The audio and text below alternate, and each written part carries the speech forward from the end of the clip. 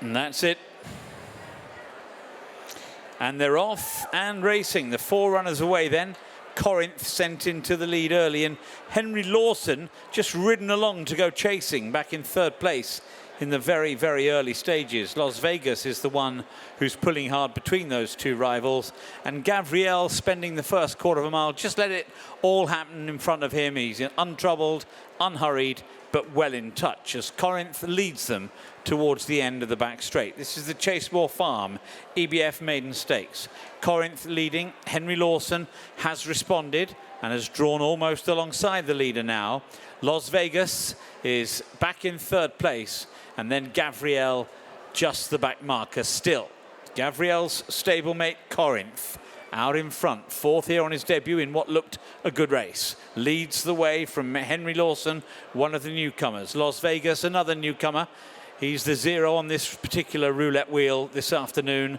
And the back marker is Gabriel as they move on now up the home straight with 3 furlongs left to go. And the leader is Corinth.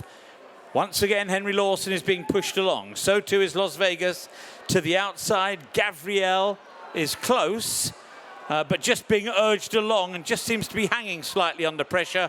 Meanwhile, Corinth still has the lead. Hasn't quite shaken Henry Lawson off, and Loz Vegas running a nice race as well, right in behind him. Will the gap run out, though, as Corinth still out in front? Loz Vegas is getting that run up the far side running rail. Not much room for him, but he's the one making Corinth work hardest. What, Loz Vegas with Corinth fighting back. Corinth eventually saw him off. Loz Vegas gave him a right old scare. Interesting to see how much racing room he had late on. And Henry Lawson was right there as well, on the outside. Well, there's a lot more to unpick there than I was expecting. Corinth has won, but we'd like to see the head-on. That slow-mo past the line suggests that Loz Vegas has really stepped up on debut and grabbed 2nd ahead of Henry Lawson, who was green and needed a sharp reminder in the early stages from Dougie Costello. Here is the head-on, and in the blue colours, the Godolphin colours, is Henry Lawson, just showing a little bit of greenness. Corinth has drifted left off the rail, and Harry Davis thinks, well, it would be rude not to, wouldn't it, with that much room up your inside? We joked the fact that what we could talk around for a four-runner novice race, but there's plenty to unpick late on in this. The gap is definitely there for Harry Davis to go there. He's perfectly entitled. And Ashee Murphy, in fairness, pulls out. Does he leave enough room? Good Small grief. bump late on as well. Wow. Oh, that's more than a bump. Wow, that is messy. That is very messy indeed. I'd like to see that head on again. So, at the point where Harry Davis decides to go for the gap, there had been a yawning gap. It had got a little bit smaller. Ashee Murphy realised the threat on his inside and made it a bit tighter. And then what the stewards will be asking themselves is, would you be expecting them to say, has this interference affected the results? I would. I think they'd have to look at it properly and tell the crowd that they're looking at it Definitely. too. I'm expecting a bing bong any moment. Yeah, because he's upside there. Yeah, the only thing looking at it is the winning distance at the end on whether you think it's going to get overturned. But I think it's definitely going to get looked at. But the significance of the interference, I mean, OK, so here's the yawning gap at the 2 furlong marker. Clearly there is plenty of room there. Ashee Murphy is trying to keep Corinth nearer the inside rail, but he's still wanting to hang left off it. Sticking the left hand for Ashee Murphy as well. Then adjusts into the right hand in order to then pull across. But Harry Davis is already in that gap up the inside, and it's from now on that it gets really messy.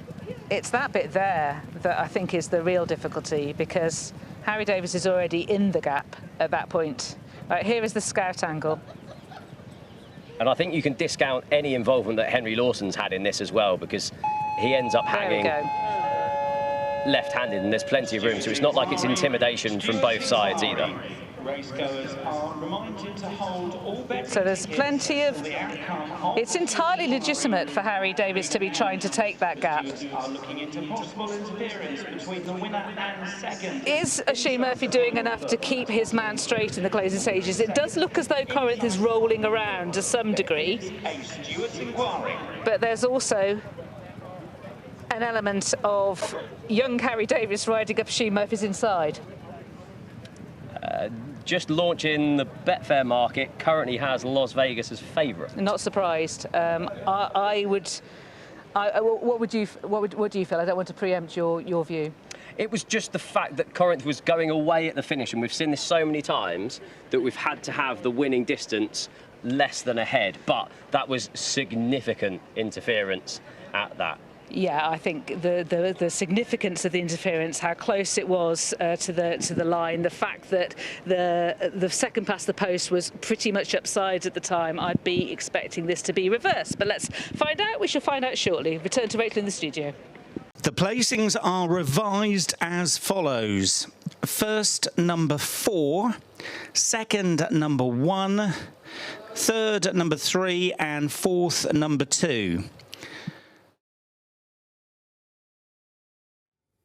Well, there you go. The live Stewart's inquiry coming through at Sandown Park, and it has been revised. I think there was a strong suspicion that it would be, and it's now Loz Vegas and Harry Davis who will get the race. You can see had a gap along the rail, and both of them coming together, making huge contact. As you can see, it was Oisin Murphy, pink cap, first past the post, but yeah, I think the more you look at it, the more you wonder why it took so long.